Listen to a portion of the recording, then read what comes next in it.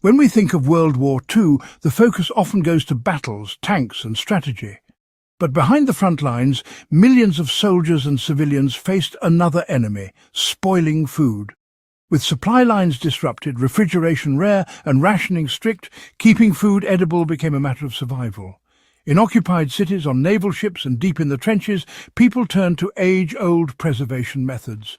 Many of them adapted on the spot to meet wartime challenges. Here's the fascinating part. These techniques not only kept armies alive in the 1940s, they still work perfectly today. Whether you live off-grid, want to cut energy use, or just appreciate practical history, these are methods worth knowing. Salt was the workhorse of wartime preservation. Armies salted meat, fish, and even vegetables to draw out moisture, creating an environment hostile to bacteria. In the North Atlantic convoys, salted cod fed sailors for months at sea. In the Pacific, troops received salted pork and beef that could last for weeks without refrigeration. Civilians too packed seasonal vegetables in layers of coarse salt in ceramic crocks, extending their shelf life well into the winter. Today, the same method works for fish fillets, strips of meat, or even sliced cucumbers to make long-lasting pickles. The principle hasn't changed. Salt dehydrates and protects food in a way no electricity can match. Smoking meat and fish was both a preservation method and a morale booster. In Eastern Europe, partisans built simple smoking racks over slow fires, using green wood to create a steady stream of preservative-rich smoke. This coated the food in antimicrobial compounds while also imparting a distinctive flavour. In the Pacific Islands, smoked tuna and mackerel sustained small garrisons cut off from supply ships. Even today, a backyard smoker or a makeshift one made from a metal drum can produce meat that stays good for weeks if kept dry. It's not just about taste, it's about sealing the food in a protective layer that resists decay. Drying is one of the oldest preservation tricks, but in World War II it saw heavy use, especially where heat and wind were plentiful. Sun-dried fruits, vegetables and meat were staples in deserts and tropical zones where refrigeration was impossible. German troops in North Africa carried dried sausage and fruit to reduce weight on long marches. In China, resistance fighters dried strips of vegetables and wild greens to add to rice during winter shortages. Even in a modern kitchen, a drying rack, oven set to low heat, or a solar dehydrator can turn fresh produce into shelf-stable supplies without power. Pickling was indeed a wartime champion, you see, because it worked without relying on those rare ingredients. Just vinegar, salt, water and jars were enough to keep vegetables edible for months on end. During Britain's Dig for Victory campaign, families pickled everything from onions to beets, creating vitamin-rich food that wouldn't rot in the pantry. Quite clever, really. In Eastern Europe, sauerkraut and fermented pickles were as much about nutrition as preservation. Fermentation kept vitamin C intact, guarding against scurvy during those long, harsh winters. Even today, a simple brine of vinegar and salt can transform fresh produce into a preserved supply ready to eat at any time.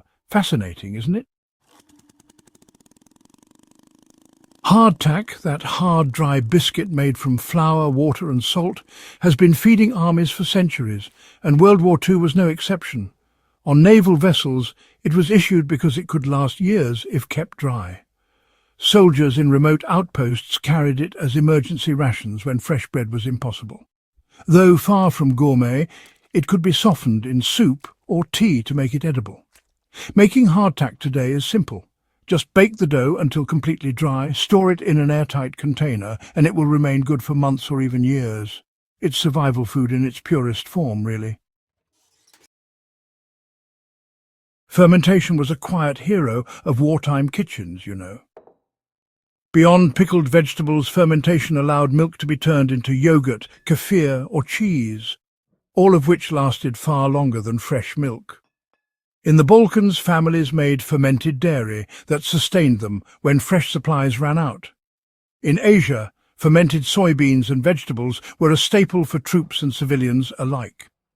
These foods not only lasted longer, but also supported digestion and health during those stressful times. Modern home fermentation can be as easy as leaving cabbage in a salt brine or milk with live cultures in a warm spot. Quite remarkable, isn't it? Pemmican, a traditional Native American recipe, found its way into World War II survival packs, especially in Arctic and mountain campaigns. Made from dried meat pounded into a powder and mixed with rendered fat, and sometimes with dried berries, it was an ultra-dense source of calories that could be eaten cold and stored for months. Canadian and American forces used it during long patrols where resupply was uncertain. It's still made today by survivalists and can be stored without refrigeration if kept dry and sealed. Honestly, few foods pack as much energy into such a small space. Not all preservation needed salt or fire. In areas with cold winters, soldiers and civilians used the earth itself as a refrigerator. Vegetables were stored in pits lined with straw and covered with soil, keeping them cool but above freezing. In Eastern Europe, root cellars and buried storage caches kept potatoes, carrots and beets edible through the war's harsh winters. Even without frost, burying food in shaded, insulated ground slows spoilage by maintaining a steady, cool temperature. A modern equivalent is using a covered outdoor storage bin or a basement to mimic these underground larders.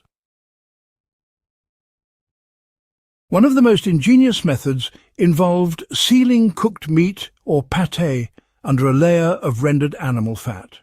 This created an airtight barrier that prevented bacteria from entering. French and Eastern European households relied on this technique to store meat for weeks without cooling. Once the fat hardened, the food underneath was safe to eat and could be reheated when needed. This method, sometimes called potting, still works today. Just make sure the fat layer is thick and unbroken and store it in a cool spot. During World War II, these techniques were often the only way to keep food from spoiling, especially in combat zones or occupied territories where supplies were uncertain. They didn't just feed armies. They fed entire nations under siege, blockade, or rationing.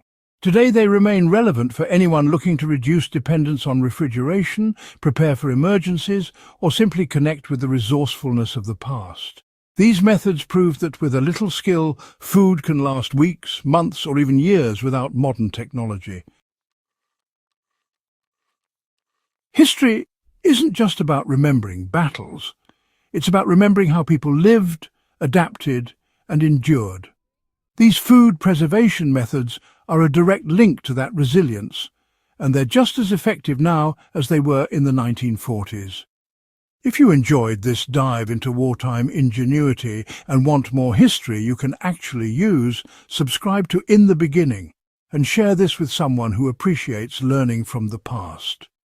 The wisdom that got people through World War II is the same wisdom that can help us live smarter today.